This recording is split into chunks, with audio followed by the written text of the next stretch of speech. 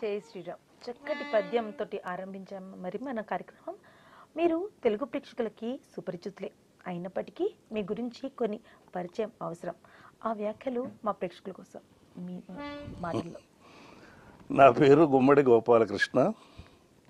నేను ఒక పద్య నాటకానికి పరిచయమైనటువంటి కళాకారులు అని మీరు అన్నారు కాబట్టి పరిచయమైన కళాకారుణ్ణి.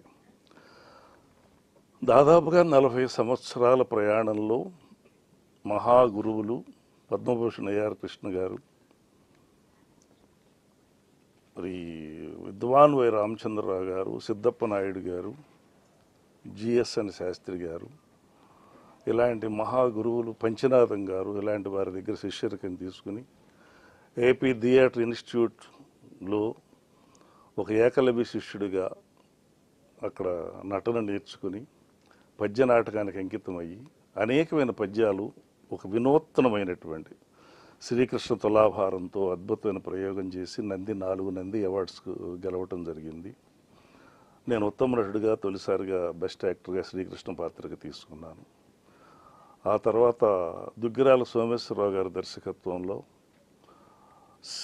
శ్రీనాథ కవి సార్వభౌముడు నాటకం చేయటం జరిగింది. దాంట్లో శ్రీనాథ పాత్రకు మళ్ళీ 2వసారి ఉత్తమ నటుడిగా అవార్డు తీసుకున్నాను, నంది అవార్డు. ఆ తర్వాత యోగి వేమన నా దర్శకత్వంలోనే చేయటం జరిగింది. వేమన పాత్రకు కూడా ఉత్తమ నటుడిగా నంది అవార్డు, 3 సార్లు hat trick, best actor Nandi award. Nandi award అంటే అనేక రకాల విభాగాలు ఉంటాయి.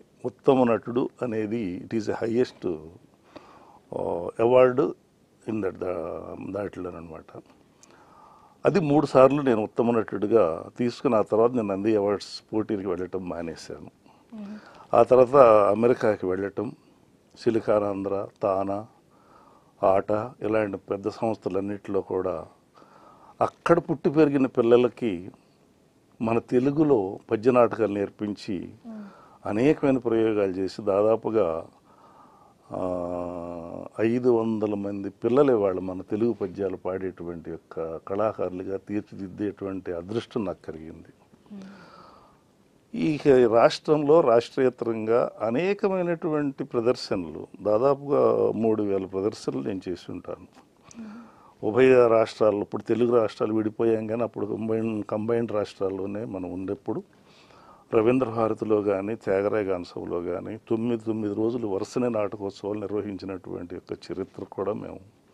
ఆ 9 రోజులు ప్రధాన పాత్రలు రామాంజన యుద్ధం రాముడు, శ్రీకృష్ణ రాయబారం కృష్ణుడు, తులాభారం కృష్ణుడు, గయోపాఖ్యానం కృష్ణుడు, హరిశ్చంద్రుడు, శిలువధారి జీసస్ క్రైస్ట్, చింతామణి విల్వమంగడి, ఇలా చెప్పుకుంటూ పోతే అన్ని ప్రధాన పాత్రలకి నేను ఎన్నిక కాబడటం, ఆ పాత్రల ద్వారా అనేక మంది పెద్దలను కలుసుకుని వాళ్ళ అభిమానానికి నేను పాత్రుడిని అవటం, అది ప్రపంచ స్థాయిగా నా పేరుని గుర్తుపెట్టుకునేటువంటి పద్యనాటక రంగంలో ఒక విశిష్టమైనటువంటి స్థానాన్ని నాకు ఇవ్వటం అనేది ఈ శ్రీరామనవమి రోజున ప్రేక్షక దేవుళ్ళకి, నా గురువులకి, అభిమానులకి, ఇలా పరిచయం చేస్తున్న మీలాంటి ఛానల్స్ అందరికీ కూడా కృతజ్ఞతలు తెలుపుకుంటూ, భగవాన్ శ్రీ సత్యసాయి బాబా వారు నా దగ్గర నాతో నాటకం వేయించి ఆయన శేషపాన్పు, నేను పడుకునే పాన్పుని పడక సీన్లో నేను పడుకోవటానికి వేశారు.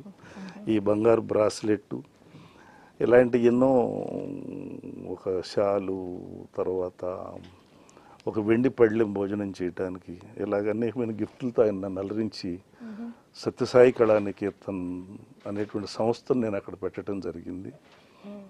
ఆ సంస్థ ద్వారా పేద కళాకారులకు అనేక మందికి నేను దాదాపు ఇప్పటికి 30 లక్షల రూపాయలు కరోనా టైంలో కానీ ఇప్పుడు కానీ పేద కళాకారులకు ఆర్థిక సహాయం చేయడం జరిగింది. తర్వాత ఉపరాష్ట్రపతి గౌరవనీయులు శ్రీ వెంకయ్య నాయుడు గారు ఇంటికి పిలిపించుకుని నాతో పద్యాలు పాడించుకుంటారు.